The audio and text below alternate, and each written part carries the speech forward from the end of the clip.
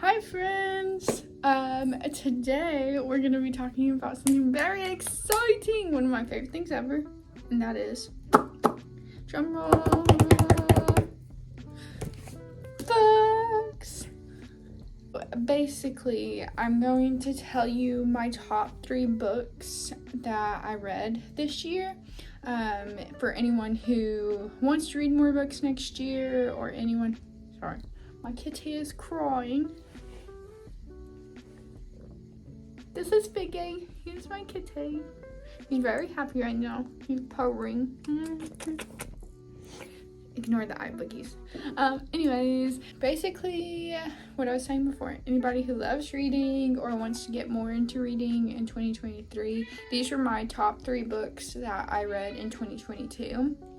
And I read around 13 books, one of which was my very own. I'll insert a photo here.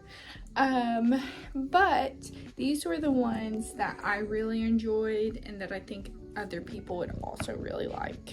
Okay, so the first book I want to start with is the one that I read the most recently, and that is Black Buck. Da-da-da-da. It's a novel by Matteo Ascaripour. I'm sorry if I pronounced that wrong. This novel was so good. It did take me a long time to get through, but that's not the novel's fault. That was my fault. It is about 400-ish pages if you read the acknowledgements.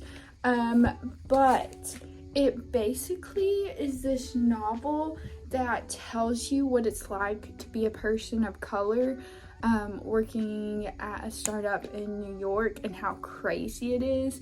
And while I don't think all of this is real, I do think a lot of it is. And this book actually is a Read with Jenna book.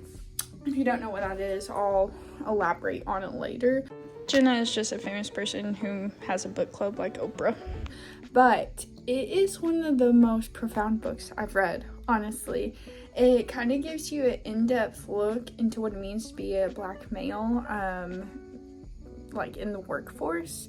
And then it also really highlights all the craziness that does happen in New York. And I know that this isn't all real, but some of it I think it is. It's really well written, and it's very much like you're there with him, following everything that happens to him. I will say it kind of got more outlandish as it went, and by the end of it I was like, this isn't super realistic at all. So I would honestly rate it a 7.5 out of 10. It was pretty dang good. Next book was literally my favorite book that I've read all year, and it was a book called Yoke, and this is by Jessamine Stanley, and it talks about what it's like to be Black, fat, and queer in the yoga world. And this is literally straight from her life, her thoughts, what she did before she became a yoga teacher, kind of her family life, and it opened my eyes to things that I had never really thought about at all. It opened my eyes to what it means to be queer, Black, and fat, and those are her words, not mine, in the yoga community. And then it also kind of showed me her perspective, which I thought was really interesting, and the take that she had on it, and just kind of her spiritual journey throughout her yoga practice. And I thought that was so immensely cool. And then also, it's a really short book, but some of the things that she says in it are so dang profound that I had to reread it multiple times. Like, there were parts of it that I went back over at least 5 times. That's how much it made me think. I read that on a road trip back from Colorado, and the whole time my nose was in that book, and it was just so dang good, and it was so blunt and straightforward, but in such a gorgeous way. And Jessamine really made you think about your life, like it put a lot of things in perspective for me. Like, she talked about how yoga isn't just practicing poses, but it's everyday life. Like, you sitting in traffic and trying to calm yourself down not to get road rage, yoga.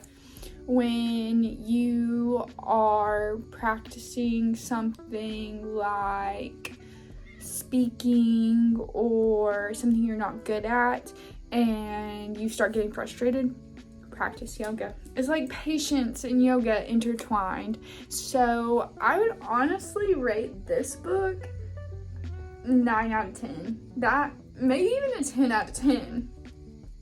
It was just very good and I enjoyed it thoroughly. Now, the last book. The last book is a book I think a lot of people have read, just from like my bookish social media feeds. But The Alchemist by Paulo Coelho, something like that.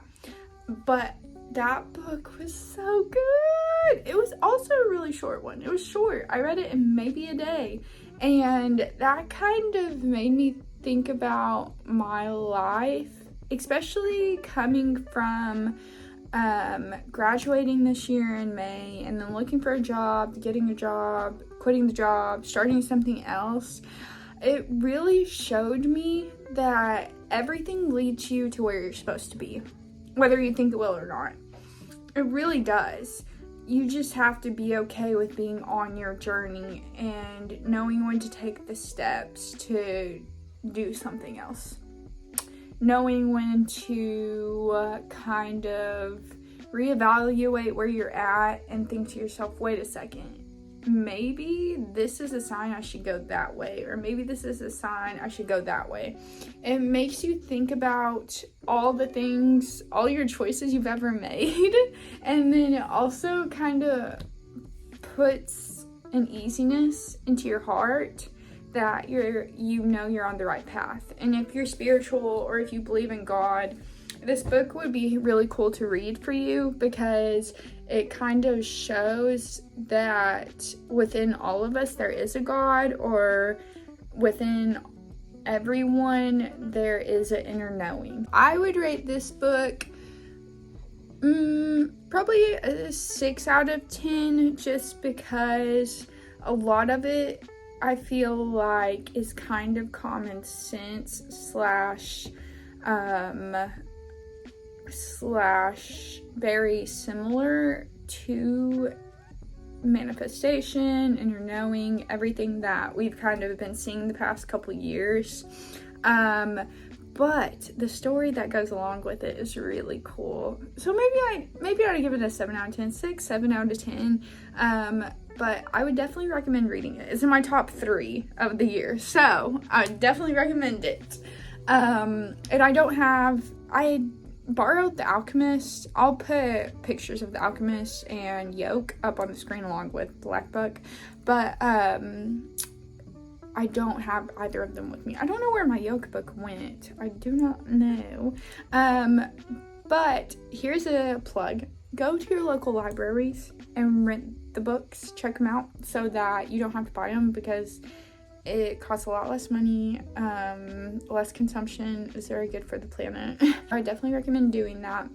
And then I would also recommend reading my book that I self-published this year called Anything and Everything. It's on Amazon, and hopefully it will be in some stores local to me soon. Fingers crossed. And I'll be doing some pop-up shops in the new year, so you can come and buy one, or you can come and get your copy signed.